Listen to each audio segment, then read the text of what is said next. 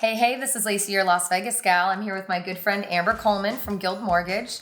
We're hanging out, just having a chat, and we thought, why not freaking film this thing? Because we're actually talking about a lot of really important stuff that you're probably asking yourself about the Las Vegas market, right? Yes. So stay tuned, give us a minute. We're gonna give you a little bit of a rundown and hopefully help you either get worried or don't get worried about what the heck's gonna happen in the next few years.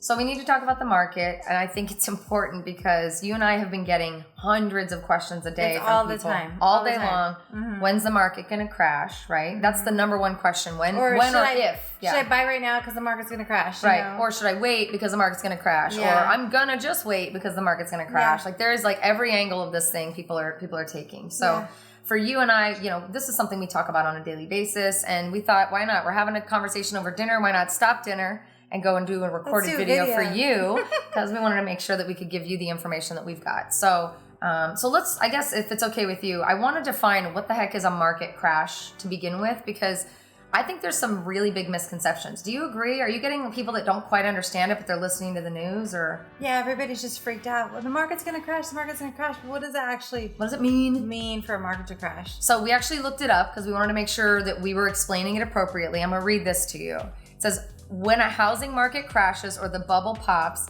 home prices that were consistently rising suddenly plateau and then begin to fall. That's it. So it's not that they are, boom, 40% down. That's what we experienced last time, even not more. But it was still over time, though. Right. It wasn't boom the next day. It definitely takes time to get there. But a crash isn't everybody loses their money tomorrow. And a crash isn't everybody gets kicked out of their house. And a crash isn't billions of foreclosures. That's part of a crash, but that's not what a crash is. I think that's important. Well, and I think everybody's thinking of what happened the last time. Yes. And we have to remember we're under completely different circumstances right now. So I truly believe, and I know we'll go into this, but we're not going to hit anything like that anymore. Right. But what happened last time was there was a mortgage crisis. So what happened before the crash happened was anybody who was breathing can get a mortgage. Anybody, and then the word got out scores, too. Word got out that you can get a mortgage just writing down what you make. Writing it down. Didn't have to have credit scores. Didn't have to have a history of making payments. And then once the market stopped moving up a little bit, all of those people at one time just stopped making their payments. Yeah. So the ARM loans were, the interest rates and that was the climbed. other thing is after 2 years the payments went up. Then they didn't have any equity in their house. They couldn't refinance it. There was a lot of different factors, which that stuff's not happening anymore. And what's happening right now are the banks are actually helping people stay in the house. So like we're in a completely different place as we were the last time. Yeah, I think that's really important. Just not to harp on that, but it's the number one thing I hear. The last time. It's like the last time is not this time. It's completely different. It's still fresh in our memories. So, I know, and it definitely still burns. But we have recovered, at least in Las Vegas. We have recovered. More than recovered. And it definitely took a while to get here. But again, that's the whole point. Real estate is a long-term investment. I say it on all of our videos that we do together. P.S. If you ever want to get a hold of us to ask more questions, you can click the link below. I just figure I should throw that in there. But truly, we would love to answer those questions for you, because at the end of the day, we're answering them for other people all day long, and we're trying to give clarity and just really help people feel better about the situation. Yes. So it's not 2008 again. Big point, right? It is a pandemic, which is a little bit different, but a crash is a crash is a crash. And in our opinion, we're going to tell you what we think is going on. What do you think? I think it's a great idea. Let's do it. So we made some notes here because, again, we want to make sure we're covering everything.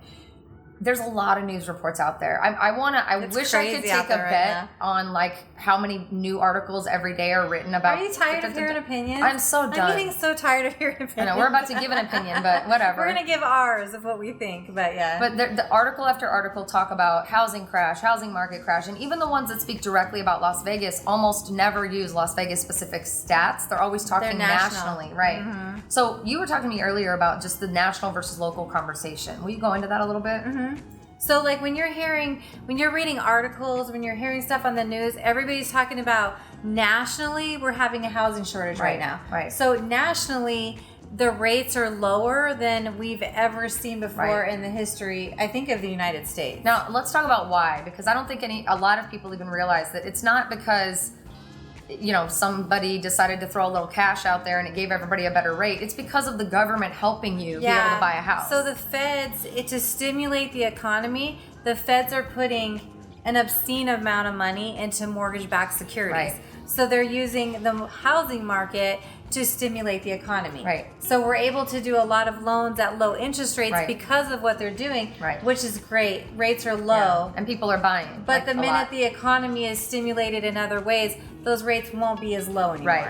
So the other thing to take into account that we talked about a little bit was the fact that it's an election year. And take whatever spin you want to take on it. Yeah. We're not talking election stuff, but anytime there's an election year, you're typically going to see a bit of a rate drop or something that's going to stimulate purchasing of homes, right? Yeah. Housing market. And I've done this 18 years, so I can only say I've had that many election years. 18 years. Just I know, gonna that say. makes you sound so old. No, it makes you sound so wise. Not old, wise. You're like the wise young owl. Oh. Notice I didn't say wise old owl. I like That the would've young been nice. owl, yeah. Even though owls are usually old, yeah. No, that they're young owl. Anyway, but you're right. You've been doing this 18 years. 18 years, and every single election year that would come around, I was like, well, we're in a completely different world right now. Right. And always the craziest things would happen, especially when it's a big presidential election like we have right now. Right now. And the last one. I mean, both of them are pretty substantial. Both of them were substantial. But honestly, even when you go back, every time, right? It's like every time we have a president, something happens, and I can always depend on, and I tell people this too, when we go into presidential election years,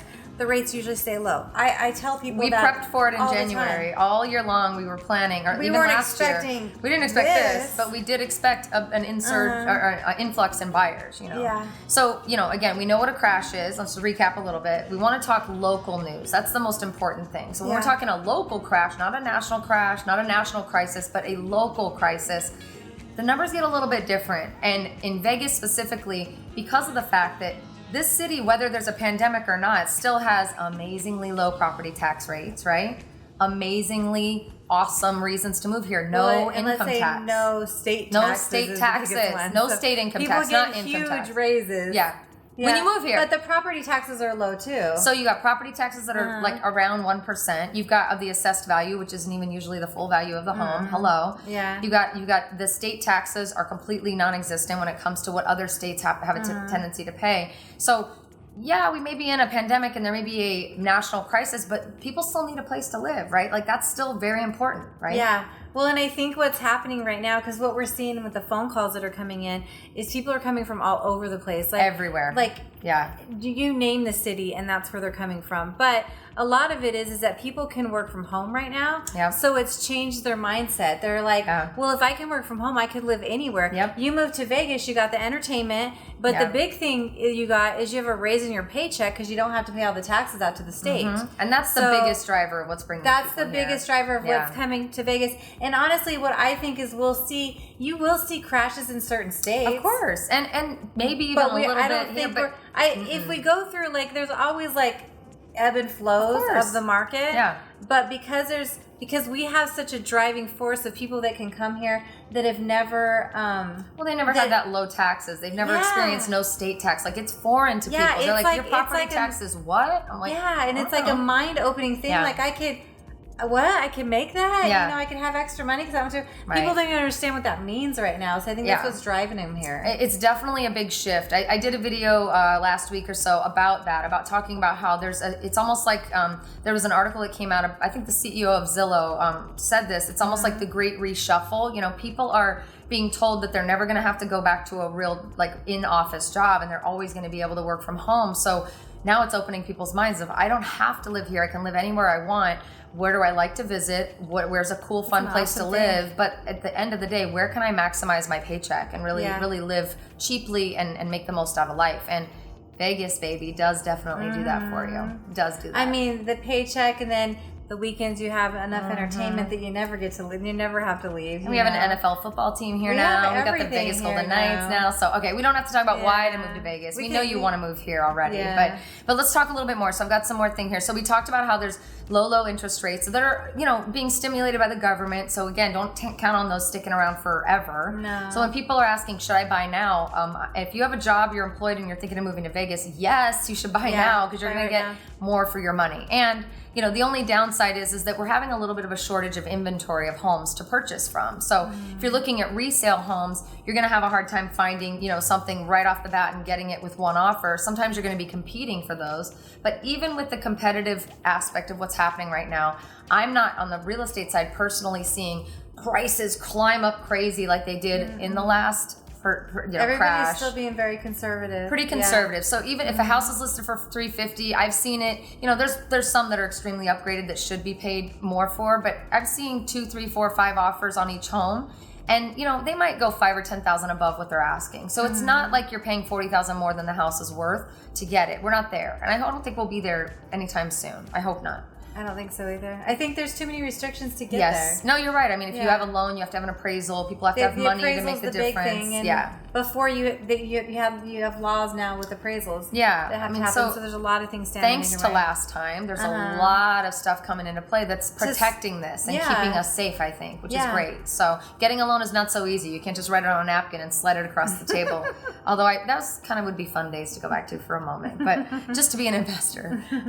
So the other thing that's important to note is we may have a little bit of a shortage on the resale market industry, but the new homes have a lot of inventory. Now, they're selling fast, so don't get me wrong. They're still tough to grab, but there's a little bit more inventory, and they're continuously building. So, not only do we have low taxes, not only is it awesome to live here, but we've got a continual growth and continuous opportunities to, that house is gone, but there's another one I can buy. It's always a new thing that pops up that you can take advantage of. So it's important. So it is important. So let's talk about our crystal ball, and let's just express, that's what's happening now, what we believe is really going to happen. So I would love to hear your take, knowing that this supposed crash or whatever the heck everybody's talking about nationally, from a Vegas perspective, what do you think?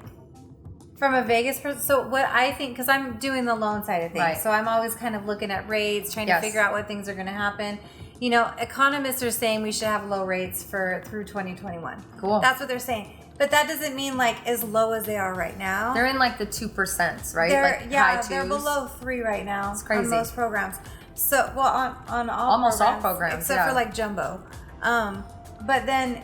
So that doesn't mean that the rates will stay at that level, but we'll still have relatively low rates. And I believe that because it's going to take us a while to overcome what's happening. I think we read, or we're talking, it's usually 18 to 24 months for a typical bubble/crash to kind of not recover and get better, but to start seeing the uptick and getting back to the normal pre-crash sales and things like that. So I don't know. This is a pandemic. It's a totally new experience. It could be 4 years before we get back to normal. I don't know, but I don't even see in Vegas that crash on the horizon. We're not feeling. Well, the thing about it, the last time, because it's so fresh in our memory, is that by 2006 I could feel it. Yeah. I had to completely change my business around and really plan for things, even though I didn't know I was planning for it. So you could feel it. Right now, you're not really feeling that. Right. You feel if rates are going to be low, that's great. They might not be as low as they are this year because of all the craziness. They'll remain, but they'll still be low.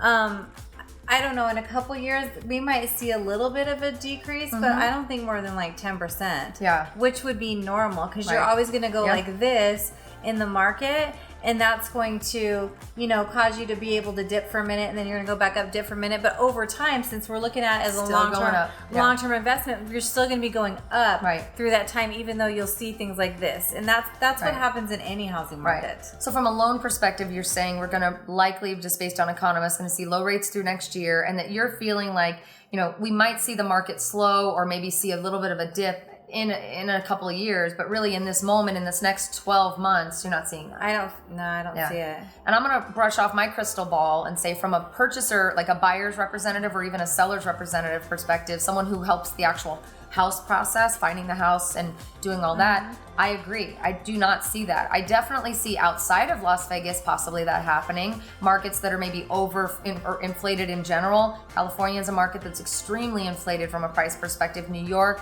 San Francisco, those cities, the ones that have high taxes. And then high prices. Expenses, so now that people have options, they're going to come to places like Vegas. So Vegas, well, we're like we're the place where all people and all things can and we come always together. have been. We're welcoming you with open arms. But I do foresee. So right now we have a little bit of a shortage of inventory, but I do foresee more homes being listed next year, early next year in summer, spring and summer, because we don't know what this pandemic is going to do from a employment perspective, but we do know that right now there's people struggling. We do know there are people who still don't have work, who are still on unemployment and searching, and so that's definitely not going to go away anytime soon. We're hoping that it does, but the reality is that that's going to be a longer process to recover from. So many people who are currently homeowners and who are sitting tight, like kind of hanging on, are great and fine, but in another 6 months, if they're still not employed and they're not able to push those payments off any longer, they're going to look to probably cash in on what that house might be worth and just take their money and run and figure out how to live off of that equity. That's my gut. I totally agree. So what happens with that is right now we've got a bit of a seller's market, meaning sellers, are leaning back a little bit and enjoying the fact that there's multiple offers coming in on their homes, and they might get a little more than they're asking for, and all that. They can be a little bit more picky with who buys their home. But I do foresee that kind of shifting and balancing out with next year, buyers having a lot more choices and sellers kind of going, please buy my home. And maybe the homes that are being listed are actually a little bit more worthy of being listed, and they're gonna be vying for your purchase because they're gonna want to make sure it's clean, it's ready, it's upgraded, it's done, and they're listing it so that you're gonna want to buy it because they're gonna have a little more competition to be dealing with. Yes. So that's my gut. So regardless of whether it's a buyer's market or a seller's market, it doesn't really matter. If you need to buy or want to buy, like, it's time to buy. Like that, we just want to see you take advantage of the fact that there's low interest rates and things like that. And if you're employed, now would be a better time than ever. But because you still have lower rates right now, then even if there's more houses on the market next year, that doesn't really change the prices so much, maybe a little bit. But what you can save in the rate right now is going to save it even more. So whether you're buying a $325,000 house or $350,000, that rate could make you really come to like the same level. So you could have another $25,000 because of that rate difference. Could really make a difference. So for me, I don't know about you, but like I just want to encourage you to ask the question. Don't just go off of national news. Don't just read an article. Every city's so different. Yeah. And listen, you could look at this video in a year and be laughing at us because we're totally wrong, but she's been in this business 18 years. I've been in this business a while as well, and I'm sorry, but we have our finger on the pulse and we're dealing with people every single day. We're hearing the questions you're asking, and we're hearing what the economists are saying, and we're also looking at the market and the ebbs and flows. And the way you can win, the only way you're going to win, is if you look at real estate as a long-term investment. If you're trying to do that, I'm going to flip houses and make money, now is not the time to do that. I'm sorry. It's just not. There's not enough listings out there for you to be able to be picky and get a sweet deal to where you can add on those upgrades and then flip it, right? So we're not in a flipper's market, at least not here in Vegas.